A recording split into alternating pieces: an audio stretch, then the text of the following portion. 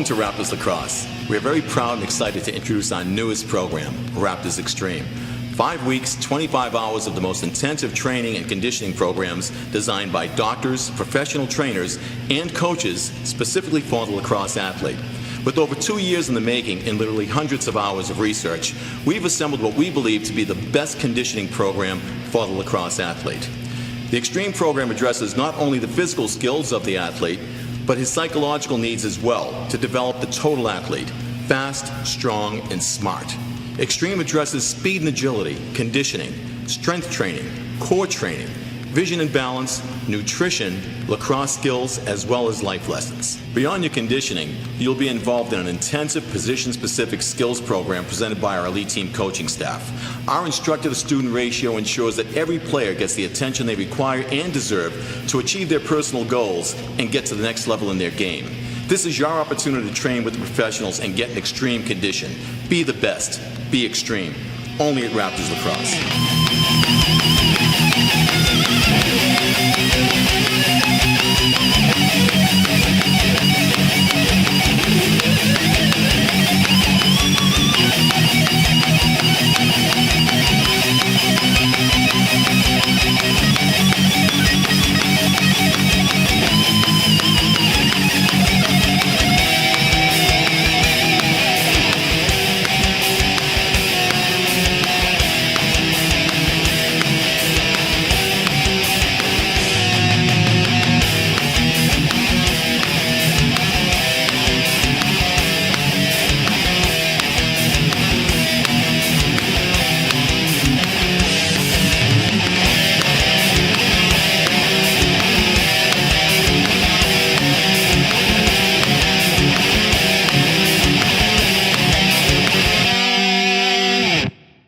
Please enjoy the following short clips from our recent life lesson seminars.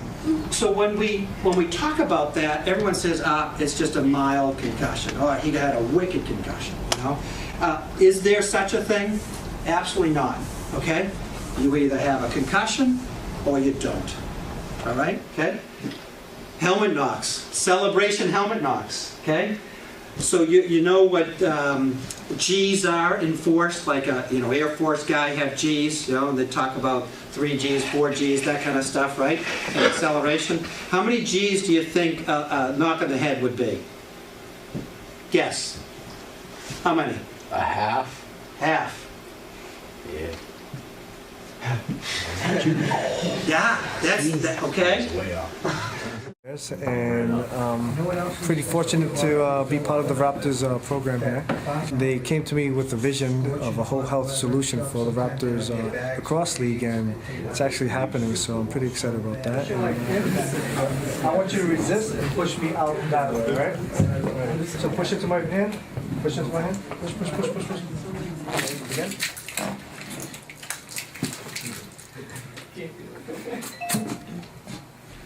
Push into my hand. Push, push, push. Push in my hand. Push, push, push, push. That's what this stuff is doing to you.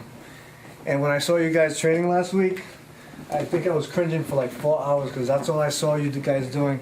Your knees were buckling, your hips were buckling. This stuff is actually shutting your muscles off.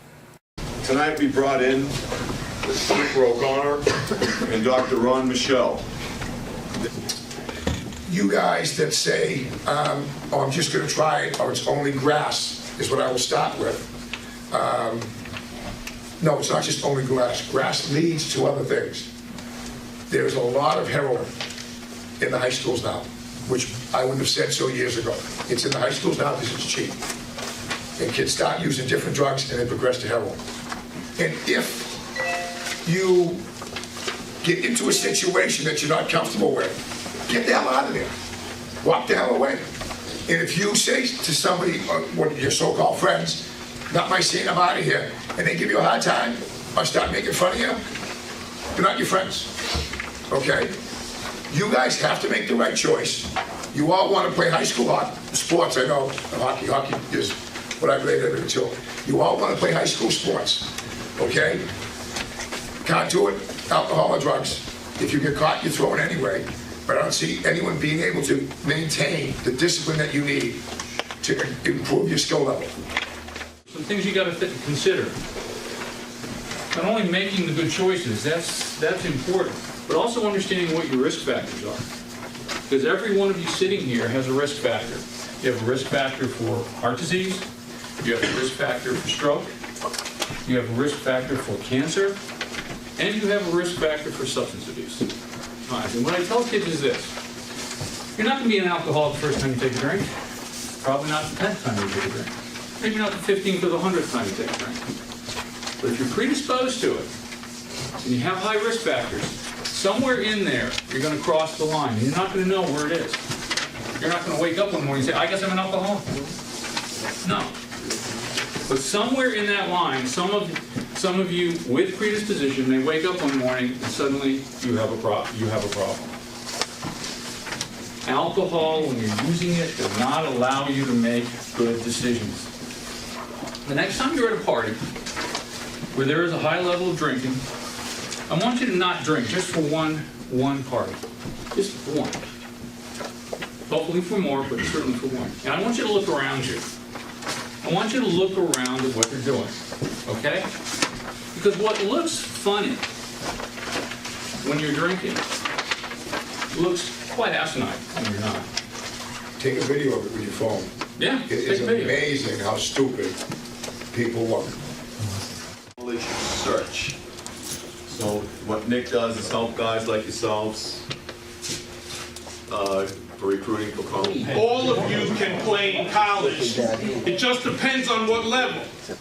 Grades count. There's no running away from it. The better your grades, the more options you'll have at the other end.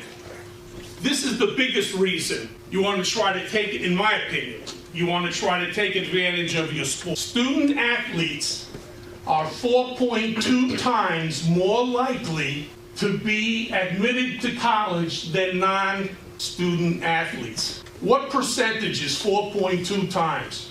420. Good, give the man the donut. That's right, 420% more likely to get in if you're a student athlete. If your grades aren't what they should be for his school, and I'll talk about the fact that parameters are broader and stuff, he's not going to take you. He does not want to have to worry about, are you going to be academically ineligible? But when you're thinking about college, you have to choose the school first, and then the team. What we want to do is leverage your sport to give you an advantage against all the other people that are applying. College recruiting process, filming, anything we can do to help you out. We have Steve Murray joining us from Highlight Productions. We have Tim McCaffrey. You've all met Tim, high school, college official. We have Mike McCaffrey, head coach at Riviere. Have this ready, all right? Now, when as far as talking about filming, what's going to get you noticed, all right? All right, now this is supplied to me. It's shot in 4:3, which is not widescreen, so you can only capture so much. Just watch it for a minute. Can anyone see any numbers? Jerseys? No. No. Does anyone feel like they're on a roller coaster? Someone actually sent this to me and wanted a highlight DVD done. I did it, but I told him, I don't really know if you want to send this to a coach. More and more coaches that I talk to, if they get something like this in the mail from a college, from a recruit, they put it in, they first start watching it, the first thing they do is they pop it up and they throw it in the trash. Don't let that happen to you guys. What you want to do is you want to send them something that looks like this. This is Bentley playing Lemoyne last season, shot from a 4th floor balcony at Bentley College. Any kid from this team, whether it's over here or it's over here, down here, it shows the coach that you have field awareness. It shows the coach that you know how to play the game. Not just as far as when you have the ball, but when you don't have the ball. So imagine you're the coach. Which footage would you want to continue watching? Do you want to watch this, or do you want to watch that? Hi guys, good evening. Division I programs that are fully funded have 12.5 scholarships spread out over 4 years. all right? So you do the math on that, okay? And we're a little bit over 3 scholarships a year. Okay? Damn it is the word. That's exactly what I wanted you to say, okay? Because your chance of getting the full ride, okay, is you got a better chance of winning the lottery tonight. I, as a coach, okay, I reevaluate your progress at the end of every academic year. And if you're not keeping it up, okay, I can pull that money back. There's no guarantee that you will get that money for 4 years. There's no guarantee of a 4-year full vote. Doesn't exist, has never existed. It's not a gift, it's something you earn. These guys asked, Nick, Pete, and Grant asked me to come in and talk to you guys about officiating, how you need to deal with officials, because you do have to deal with officials. They're an integral part of the game. Some of the myths, some of the things when I was growing up that I thought officials were guilty of doing. I thought that officials cared about who won the game. If I walk onto the field and you know, kid's first play of the game turns around and say, hey, ref, what are you looking at? That was a push. What are you, blind? I might start caring about who's going to win that game. You see what I'm saying? I come in with a neutral perspective. You should do the same when you see the officials. Don't criticize the officials. It can only hurt you. It's not gonna help you at all. Don't give us a reason to care about how the game goes. All right? 3 things we care about. Number 1. Anybody guess what the first thing is? Safety. Good. All right. Someone saw my notes. Anybody know what the second one is that we focus on? After safety. Fairness? Who said fairness? Nice. Good job. Safety, fairness. All right. And what's the third one? I don't think you're going to get the third one. That's pretty good. How the game's played. And what we say about that is honor the game of lacrosse. Because there's going to come a point during the game you're going to want to have a conversation with an official. It's a life lesson, guys. You treat them with respect, the respect will come back to you guys. Okay? On behalf of Raptors Lacrosse, thanks for watching. And if you want to take your game to the next level, we'll see you at Raptors Xtreme. For more information about our program, visit us at www.raptorslax.com.